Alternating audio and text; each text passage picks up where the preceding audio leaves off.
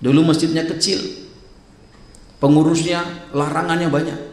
Dilarang tidur di masjid, dilarang makan di masjid, dilarang minum di masjid, dilarang ke WC, semuanya banyak betul. Akhirnya masjidnya sepi, dan kemudian pengurusnya mati.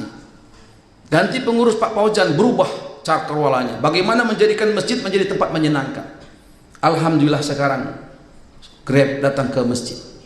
Walaupun tadi tidak sholat, hanya ke WC dibiarkan, tapi lama kelamaan Grab pun sholat di sana. Disediakan makanan di sana, disediakan es krim untuk anak-anak di sana. Subhanallah, hari ini masjidnya 4 lantai. Jamaahnya penuh tumpah ruah. Setiap Jumat disediakan ribuan kotak makan makanan.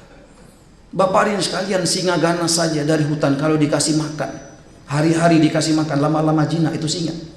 Kenapa umat hari ini tidak jinak ke masjid? Saya tanya kepada anak-anak muda yang di terminal, kenapa kalian tidak ke masjid? Mereka katakan, Pak, kami bukan nggak mau ke masjid, kami ke masjid malas. Di masjid sombong-sombong, Pak. Imam masjidnya sombong, jamaahnya sombong, pengurus masjidnya sombong, nggak ada senyum di masjid. Kalau di terminal ini, Pak, kami 1 gelas kopi bisa sama-sama. Kami bertegur sapa, saling senyum di sini, Pak. Enak. Saya catat. Kami datang ke mall, kami tanya anak-anak ABG, kenapa kalian tidak datang ke masjid? Masjid panas, Pak. Di mall dingin. Di masjid tidak ada senyum. Di mall walaupun satpamnya nampak bengis, kumis tebal, tapi senyumnya manis. Kami tanya anak-anak yang kemudian nongkrong di PlayStation, kenapa kalian tidak ke masjid? Pak, kami di masjid sering dimarahi, Pak. Kami diusir di masjid. Jadi kami lebih senang main PlayStation di sini. Di sini dikasih teh botol dingin, Pak. Hadirin sekalian, kami catat dan kita programkan agar kemudian terjawab bahwasanya masjid adalah rumah Allah, masjid tak menjadi tempat yang paling menyenangkan di muka bumi. Maka alhamdulillah preman-preman kita undang datang untuk makan ngopi di masjid. Mereka tidak sholat, kita biarkan. Hari kedua begitu, lama kelamaan mereka nggak aneh hati kemudian sholat. Lama kelamaan kita ajak juga itikaf mereka, ajak mereka memikirkan agama, ajak mereka mengusahakan agama dari masjid ke masjid, dari kampung ke kampung. Hari ini anak-anak muda yang tadinya orang tuanya tidak lagi menganggap mereka sebagai anak, hari ini mereka ditanya terus sama orang tuanya. Kita minta anak-anak muda tampil ke depan. Mantan-mantan preman tadi dengan tatonya tampil ke depan membaca kitab.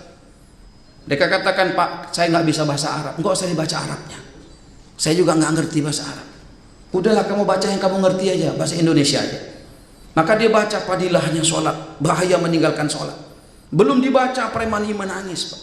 Tato kiri, tato kanan, menangis. Orang tanya, Pak, kenapa kok disuruh preman yang baca? Nggak apa-apa, biarkan saja. Daripada megang botol, mendingan megang kita. Subhanallah, maka kelamaan mereka memperbaiki bacaan Qur'annya. Kita minta mereka mengumandangkan azan. Beda ketika mereka mengumandangkan azan. Hati kita teriris-iris, Bapak sekalian. Kadang program juga kita buat 25 majelis setiap hari.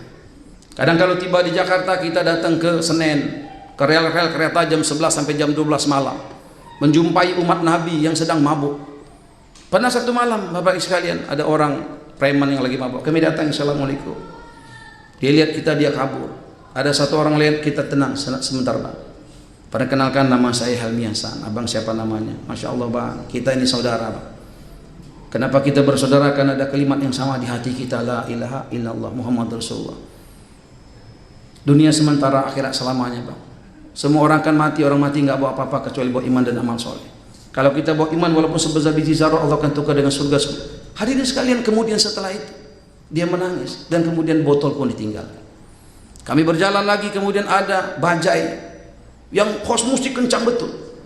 Kita datang ke sana, rupanya dia lagi ngelem. Kita datang, assalamualaikum, waalaikumsalam. Dia lihat, wah. Kemudian kita bicara mengenai akhirat. Ternyata setelah selesai, musiknya dimatikan. Hadirin sekalian, itulah yang dilakukan Rasulullah. Rasulullah bukan berdebat. Abu Bakar radhiyallahu anhu bertanya kepada anaknya, wahai anakku sayang, apalagi yang ayahmu buat? Apalagi yang Rasul buat yang ayahmu belum buat? Maka anaknya katakan, Rasulullah hampir setiap waktu mendatangi satu sudut kota. Di sana ada pengemis buta. Kemudian dia memberikan makanan kepada pengemis buta, ya anda. Maka kemudian Sayyidina Abu Bakar pun mengambil makanan tadi dan diberikan kepada pengemis buta yang dimaksud. Maka kemudian pengemis buta pun marah, hei, kamu siapa? Dia bilang, saya yang biasa memberikan makanan kepada kamu. Maka pengemis buta itu katakan, kamu bukan dia. Sayyidina Abu Bakar, kok kamu tahu saya bukan dia?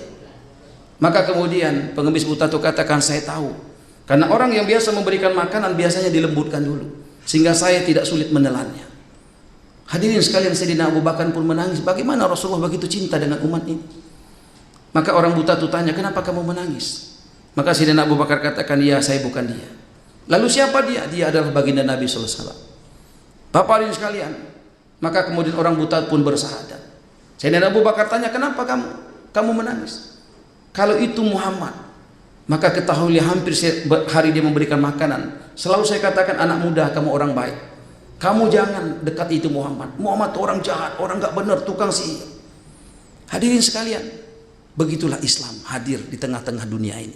Islam bukan hadir dengan sumpah serapah. Islam bukan hadir dengan caci makian. Islam bukan hadir dengan permusuhan.